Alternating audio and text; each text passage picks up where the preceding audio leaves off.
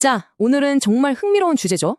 원자력 에너지 산업. 이 거대한 산업을 처음부터 끝까지 투자자의 눈으로 한번 제대로 파헤쳐보겠습니다. 우라늄 원석이 광산에서 나오는 그 순간부터 우리 집 형광등을 켜는 메가와트의 전기가 되기까지 그 모든 과정을 하나하나 같이 뜯어보시죠. 요즘 다들 이런 질문 많이 하시죠. 칼탄소다, 에너지 안보다 하면서 원자력에 대한 관심이 다시 뜨거워지고 있는데 막상 투자하려고 보면 너무 복잡한 거예요. 도대체 어디서부터 어떻게 접근해야 할까? 오늘 바로 이 질문에 대한 답을 찾아가는 시간이 될 겁니다. 이 전체 과정을 말이죠. 딱 7단계로 깔끔하게 나눠볼 수 있습니다. 광산에서 우라늄을 캐는 것부터 시작해서 이걸 가공하고 원자로를 짓고 전기를 만들고 또 그 전기를 우리에게 보내고 마지막으로 어떻게 효율적으로 쓸지 관리하는 것까지. 이게 바로 여러분을 위한 투자 지도라고 할 수 있겠네요. 그래서 오늘은 크게 4덩어리로 나눠서 볼 겁니다. 첫째, 원료를 확보하기 위한 보이지 않는 전쟁, 업스트림. 둘째, 원자력의 심장이죠. 원자로 기술을 다루는 미드스트림. 셋째, 실제로 돈을 버는 구간이죠. 안정적인 전력 생산, 다운스트림. 그리고 마지막으로 미래에 어떤 새로운 기회들이 있을지 살펴보겠습니다. 자, 그럼 바로 첫 번째 단계, 업스트림부터 시작해볼까요? 여기는 정말 지정학적인 변수가 많은 아주 민감하고도 중요한 영역입니다. 원자력 발전의 쌀, 바로 우라늄을 확보하는 과정 속으로 한번 깊숙이 들어가 보시죠.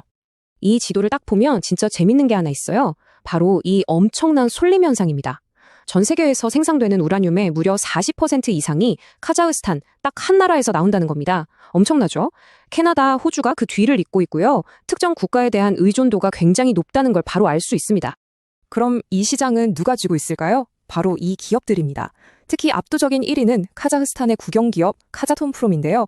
이 회사의 비결은 제자리 용해법이라는 저비용 채굴 방식에 있습니다. 이게 뭐냐면 땅을 막 파헤치는 게 아니라 화학 용액을 지하로 주입해서 우라늄만 싹 녹여서 뽑아내는 거예요. 그러니까 비용이 훨씬 적게 들겠죠? 자, 그럼 투자자 입장에서 이걸 어떻게 봐야 할까요? 핵심은 바로 이겁니다. 한쪽에서는 전 세계가 탈탄소를 외치면서 원자력 발전을 늘려려고 하니까 우라늄 수요는 계속 늘어날 수밖에 없어요. 그런데 다른 한쪽에서는 공급이 카자흐스탄 같은 특정 지역에 몰려있고 또 그 배후에는 러시아의 영향력이 있죠. 이 둘이 팽팽하게 맞서고 있는 그런 형국인 겁니다. 자, 우라늄을 캤다고 끝이 아니에요. 그 다음 진짜 중요한 단계가 바로 이 농축입니다. 자연 상태의 우라늄은 바로 연료로 쓸 수가 없거든요. 그래서 발전에 필요한 U235라는 물질의 비율을 인위적으로 높여줘야 하는데 이게 기술적으로 엄청나게 어렵습니다. 잘못하면 핵무기로 이어질 수도 있기 때문에 전 세계적으로 진짜 몇몇 기업만 이 기술을 가질 수 있도록 엄격하게 관리되고 있죠. 이 시장 구조를 보세요. 완전한 과점이죠. 몇몇 회사가 다 해먹는 구조란 얘기입니다. 그런데 가장 큰 파이를 차지하고 있는 게 누구죠? 바로 러시아의 로사톰입니다. 무려 40%에 가까워요. 그런데 2022년에 큰일이 터졌죠. 바로 이 러시아의 독점적인 지위가 서방 국가들한테는 엄청난 안보 리스크가 된 거예요. 동시에 이게 또 새로운 투자 기회가 되고 있습니다. 바로 이겁니다. 이 러시아 의존도에서 벗어나려는 움직임, 이게 지금 농축 분야의 핵심 투자 테마인 거죠. 서방 국가들이 정부 차원에서 나서서 돈을 쏟아붓고 장기 계약을 보장해주면서 우리도 이거 할 수 있어 하고 판을 키우고 있는 겁니다. 유렌코나 오라노 같은 기업들이 수혜를 보고 있죠.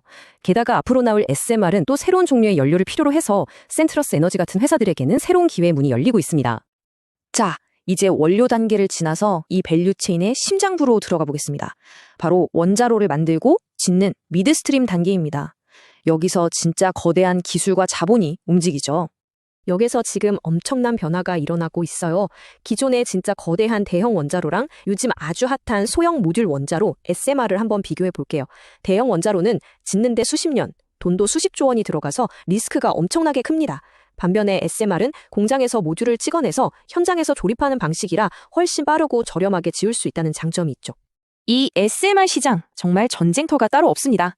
쟁쟁한 선수들이 다 뛰어들었거든요. 미국 증시에 상장해서 유명해진 뉴스케이부터 GE 히타치 같은 전통의 강자, 영국의 자존심 롤스로이스, 그리고 빌 게이츠가 투자한 테라파워까지. 누가 먼저 이 시장에 깃발을 꽂느냐, 지금 그걸 두고 정말 치열하게 경쟁하고 있는 거죠. 자, 투자자 관점에서 보면요. 여기서 제일 중요한 건 바로 정책입니다. 정부가 밀어주지 않으면 이 비싼 원자로를 짓는 건 사실상 불가능해요. SMR, 물론 엄청난 기회처럼 보이죠? 세상을 바꿀 게임 체인저가 될 수도 있고요. 하지만 아직은 정말 초기 단계라는 거, 그래서 기술적으로나 규제 측면에서나 리스크도 크다는 점은 꼭 기억해야 합니다. 자, 이제 원자로까지 다 지었으면 뭘 해야 할까요? 그렇죠. 전기를 만들어 팔아야죠. 이제 돈을 버는 단계, 다운스트림으로 가보겠습니다. 여기는 좀 더 안정적인 걸 좋아하는 투자자분들이 눈여겨볼 만한 구간입니다. 이 분야의 끝판왕은 단연 프랑스죠. 프랑스는요, 나라 전체 전기 생산의 무려 70% 이상을 원자력으로 만듭니다. 국영 기업인 EDF가 이걸 다 운영하는데 원자력이 얼마나 안정적으로 대규모 전력을 공급할 수 있는지 그냥 제대로 보여주는 사례라고 할 수 있습니다. 투자자에게 중요한 포인트는 이겁니다. 한번 지어놓으면 수십 년 동안 꾸준히 현금을 창출한다는 거. 특히 요즘엔 정부들이 나서서 기존 원전들의 가치를 팍팍 올려주고 있어요. 미국에서는 보조금을 주고 유럽에서는 친환경 딱지를 붙여주면서 너희들 돈 더 벌어라 하고 밀어주고 있는 거죠. 그래서 미국의 컨스텔레이션 같은 회사들이 주목받고 있습니다. 근데 여러분, 전기를 아무리 많이 만들어도 소용없어요. 이걸 우리 집까지, 공장까지 보내줄 길이 없으면요. 그 길이 바로 전력망, 그리드입니다. 지금 이 낡은 전력망을 미래에 맞게 업그레이드하기 위해 전 세계적으로 어마어마한 돈이 쏟아져 들어오고 있습니다. 그럼 어디에 투자 기회가 있을까요? 당연히 내셔널 그리드처럼 전력망을 직접 운영하는 유틸리티 회사들도 있겠지만 그게 다가 아닙니다. 생각해보세요. 그 전력망에 들어가는 수많은 케이블, 변압기, 그리고 이걸 똑똑하게 관리하는 소프트웨어까지. 이걸 만드는 지멘스나 ABB 같은 회사들한테도 엄청난 기회가 열리는 거죠. 자, 이제 거의 다 왔습니다. 마지막으로 이 밸류체인의 가장 끝단, 즉 소비자와 미래의 기회에 대해 한번 이야기해볼게요. 결국 이 모든 산업은 수요가 있어야 돌아가는 거니까요. 여기서 되게 재밌는 개념이 하나 나옵니다. 바로 수요측 관리라는 건데요. 이게 뭐냐면 맨날 발전소만 더 짓자고 할 게 아니라 우리가 쓰는 전기를 좀 더 똑똑하게 관리해서 효율을 높이자는 거예요. 일종의 발상의 전환인 거죠. 그런데 이 시장, 성장세가 정말 장난이 아닙니다.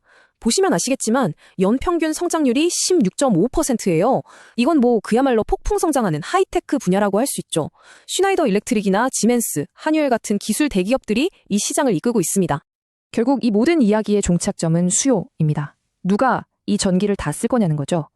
근데 최근에 엄청난 전기 먹는 하마가 나타났습니다. 바로 AI 데이터 센터죠. 24시간, 365일. 단 1초도 쉬면 안 되는 이 데이터 센터에 안정적으로 전기를 공급할 수 있는 거의 유일한 대안으로 다시 원자력이 주목받고 있는 겁니다. 자, 오늘 긴 여정의 마지막입니다. 이 질문을 한번 던져보면서 마무리할까 합니다. 인공지능과 탈탄소라는 이 거대한 두 시대적 흐름 속에서 과연 원자력 밸류체인은 그 궁극적인 해답이 될 수 있을까요? 여러분의 생각은 어떠신가요?